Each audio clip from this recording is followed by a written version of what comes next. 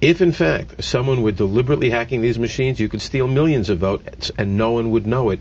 And that's why the methodology is problematic. Now, there's no evidence that happened, but you can't prove it didn't either.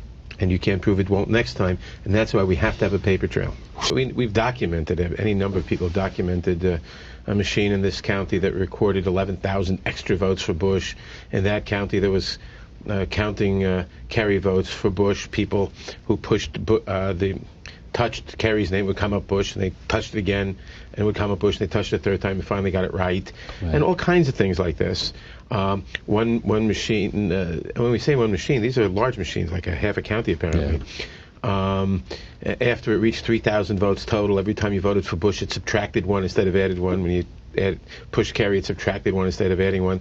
And all these instances were instances where they were caught. Otherwise, they wouldn't have been reported. They were caught, presumably corrected. The question, obviously, is how many instances were not caught that we don't know about?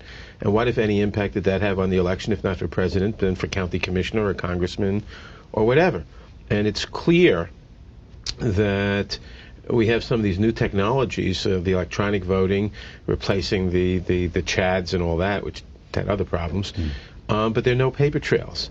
And we have all sorts of testimony before the election from electronics experts that, number one, we've seen a lot of what I'll call honest glitches where it just didn't work right, but also that these machines are hackable, that a dishonest employee of the vendor or a dishonest employee of a local board of elections or simply someone who knows electronics and has a computer at home could hack into these machines and put in a secret instruction to disregard every 20th Democratic vote or add 10% to the Kerry or to the Bush vote or whatever, and you might not ever know it.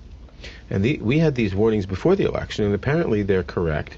And we have all these questions now, and we're seeing instances of, so far as we know, honest glitches that we caught. But the question arises, how many didn't we catch, and how do you prevent that? Now, there's legislation pending, which I'm co-sponsoring, offered in the House by Rush Holt, in the Senate by Hillary Clinton and others, that says that every electronic machine should have a paper trail, like an ATM machine gives you a receipt. You should, when you push the Kerry, let's say you vote for Kerry and A for Congress and B for the Senate, it should say Kerry, A, and B. You see that on the machine.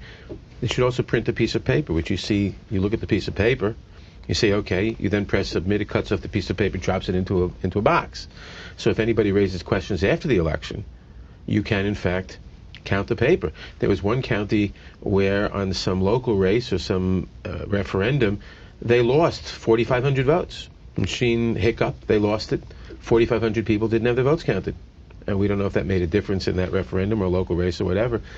But the system is inherently subject to that kind of thing. So we asked for an investigation. Congressman Conyers, who's the ranking Democrat on the Judiciary Committee, and Bob Wexler, Congressman from California, and I asked the Government Accountability Office, which used to be known as the Government Accounting Office, which is the nonpartisan investigative arm of Congress, to investigate. And we asked that they investigate the efficacy of voting machines and new technologies, how election officials responded to difficulties encountered, and what we can do in the future to improve our election systems. These companies did a tremendous sales job. After the 2000 election in Florida, where we had all those problems with the chads, and everybody said, get rid of these punch card machines. Find a better way to do it. Find a better way to do it. They had these products. These products weren't really quite ready, I don't think. I mean, we have all these professors and these computer experts telling us that the encryption algorithms aren't sufficient, that the protections aren't sufficient, they're proprietary data, so they're kept secret, so we don't really know.